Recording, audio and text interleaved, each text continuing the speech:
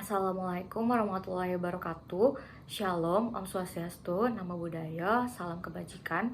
Perkenalkan, nama saya Senia Riyama Amabel dengan NPM 20120111163, mahasiswa Fakultas Hukum Universitas Lampung. Pada kesempatan kali ini, saya akan menyampaikan mengenai dua hal, yaitu yang pertama, saya akan menyampaikan mengenai pemahaman saya terkait mata kuliah Hukum Acara Praktik Peradilan Tata Negara, dan yang kedua saya akan menyampaikan mengenai contoh permohonan pengujian undang-undang yang telah kelompok kami buat ketika praktik mata kuliah ini, disertai dengan alasan-alasan mengapa permohonan kelompok kami ditolak. Masuk ke dalam pembahasan yang pertama, di dalam mata kuliah Hukum Acara Praktik Peradilan Tata Negara, kami mempelajari tentang kewenangan Mahkamah Konstitusi dan tata cara pengajuan permohonan ke Mahkamah Konstitusi. Lalu, apa sih Mahkamah Konstitusi? Mahkamah Konstitusi adalah salah satu pelaku kekuasaan kehakiman sebagaimana dimaksud dalam Undang-Undang Dasar Negara Republik Indonesia tahun 1945. Kewenangan Mahkamah Konstitusi yaitu pertama, menguji undang-undang terhadap Undang-Undang Dasar 1945. Yang kedua, memutus sengketa kewenangan antara lembaga negara yang kewenangannya diberikan oleh Undang-Undang Dasar Negara Republik Indonesia 1945. Yang ketiga, memutus pembubaran partai politik. Yang keempat, memutus perselisihan tentang hasil pemilu. Yang kelima, memberikan putusan atas pendapat DPR mengenai dugaan pelanggaran oleh presiden dan atau wakil presiden. Lalu selanjutnya, berikut adalah syarat-syarat pengajuan permohonan undang-undang ke Mahkamah Konstitusi. Yang pertama, perorangan harus berwarga negara Indonesia. Yang kedua, harus merupakan kesatuan masyarakat hukum adat sepanjang masih hidup dan sesuai dengan perkembangan masyarakat dan prinsip negara kesatuan Republik Indonesia yang diatur dalam undang-undang. Yang ketiga, badan hukum publik atau privat atau lembaga negara. Berikut uraian mengenai hal-hal yang menjadi dasar permohonan yang meliputi: pertama, kewenangan mahkamah. Kedua, kedudukan hukum atau legal standing pemohon yang berisi uraian yang jelas mengenai anggapan pemohon tentang hak dan atau kewenangan konstitusional pemohon yang dirugikan dengan berlakunya undang-undang yang dimohonkan untuk diuji. Kemudian, alasan permohonan pengujian diuraikan secara jelas dan rinci. Dalam mengajukan gugatan ke Mahkamah Konstitusi, berikut adalah langkah-langkah yang umumnya harus diikuti. Yang pertama, kita harus memahami mengenai kewenangan Mahkamah Konstitusi. Kita harus memastikan bahwa sengketa atau masalah yang ingin kita ajukan ke Mahkamah Konstitusi termasuk dalam kewenangan mahkamah tersebut. Mahkamah Konstitusi biasanya memiliki yurisdiksi terbatas yang ditentukan oleh konstitusi atau undang-undang yang berlaku. Kita harus memastikan bahwa masalah yang kita hadapi masuk ke dalam lingkup yurisdiksi Mahkamah Konstitusi. Yang kedua, kita harus mengumpulkan informasi dan bukti. Kita harus mempersiapkan semua informasi, fakta, dan bukti yang relevan yang mendukung gugatan kita. Kita harus memastikan bahwa kita memiliki dokumen-dokumen, catatan, keputusan, atau bukti lain yang diperlukan untuk memperkuat argumen kita di hadapan Mahkamah Konstitusi. Yang ketiga, kita harus menemukan dasar hukum yang relevan. Identifikasi dasar hukum yang relevan yang mendukung gugatan kita. Hal ini memungkinkan meliputi pasal-pasal konstitusi atau undang-undang tertentu yang melindungi hak-hak atau prinsip-prinsip yang kita klaim telah dilanggar. Yang keempat, konsultasikan dengan ahli hukum. Jika kita tidak memiliki pengalaman dalam mengajukan gugatan ke Mahkamah Konstitusi, maka sangat disarankan untuk mencari bantuan dari seorang ahli hukum yang berpengalaman.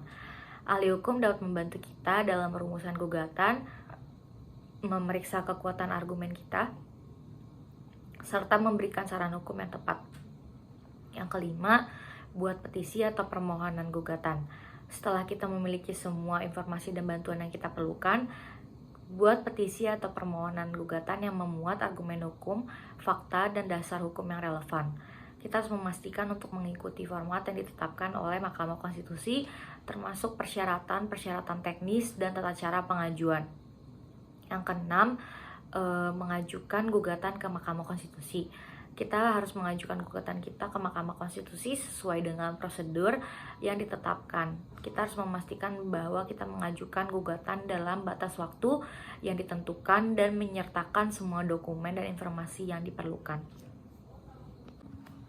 Selanjutnya, pembahasan yang kedua, pada saat melaksanakan praktik pengujian material undang-undang, kelompok kami membuat permohonan pengujian material undang-undang nomor 22 tahun 2009 tentang lalu lintas dan angkutan jalan, yaitu pada pasal 131 ayat 3 yang berisi dalam hal belum tersedia fasilitas sebagaimana dimaksud pada ayat 1, pejalan kaki berhak menyeberang di tempat yang dipilih dengan memperhatikan keselamatan dirinya. Pada pasal tersebut, kami beralasan bahwa frasa berhak menyeberang di tempat yang dipilih tidak memiliki kepastian hukum yang apabila tetap berlaku terdapat potensi kerugian konstitusional bagi pejalan kaki.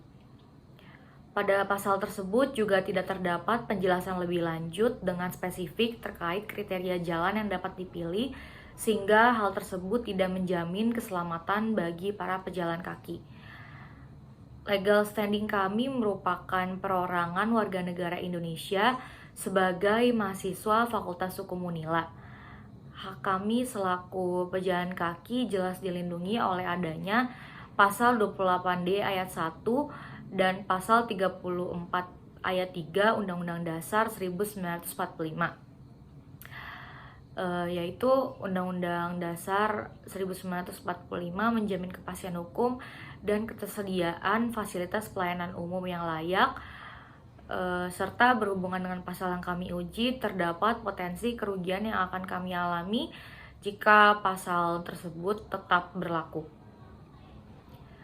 Batu uji yang kami gunakan dalam menguji pasal tersebut yaitu pasal 28D ayat 1 Undang-Undang Dasar 1945 yang berisi setiap orang berhak atas pengakuan, jaminan, perlindungan, dan kepastian hukum yang adil serta perlakuan yang sama di hadapan hukum.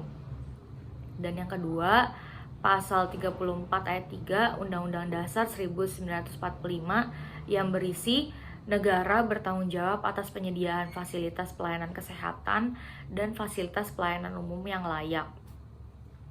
Lalu selanjutnya saya akan membacakan mengenai alasan-alasan permohonan kami ditolak atau tidak diterima. Alasan yang pertama adalah pasal yang kami uji merupakan pasal yang tidak berdiri sendiri. Terdapat hubungan antara satu pasal dengan pasal yang lain. Selain itu, ayat pada pasal yang kami uji bersifat dependen terhadap ayat yang lain pada pasal tersebut. Hal ini dapat dilihat bahwa pasal 131 ayat 3 merupakan ayat sambungan dari ayat 1 dan 2 pasal 131.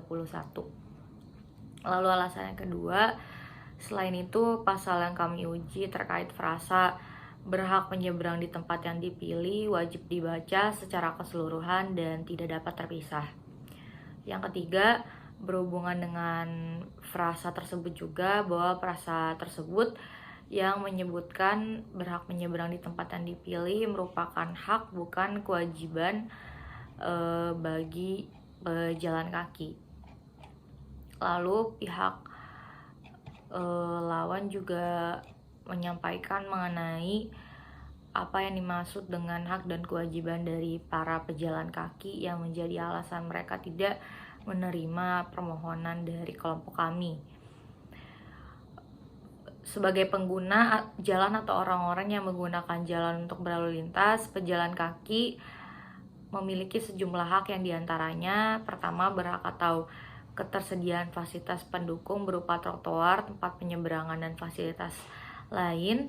Yang kedua, berhak untuk mendapatkan prioritas saat menyeberang jalan di tempat penyeberangan. Yang ketiga, berhak memilih tempat penyeberangan jika fasilitas penyeberangan belum tersedia. Selain memiliki sejumlah hak, para pejalan kaki juga memiliki sejumlah kewajiban yang harus dipatuhi, diantaranya sebagaimana yang diatur dalam pasal 132 ayat 1, 2, dan 3. Yang pertama, menggunakan bagian jalan yang diperuntukkan bagi pejalan kaki atau jalan yang paling tepi. Yang kedua, menyeberang di tempat yang telah ditentukan. Yang ketiga, jika tidak terdapat penyeberangan, pejalan kaki wajib memperhatikan keselamatan dan kelancaran lalu lintas. Dan yang terakhir, bagi pejalan kaki, penyandang cacat harus mengenakan tanda khusus dan mudah dikenali pengguna jalan lainnya.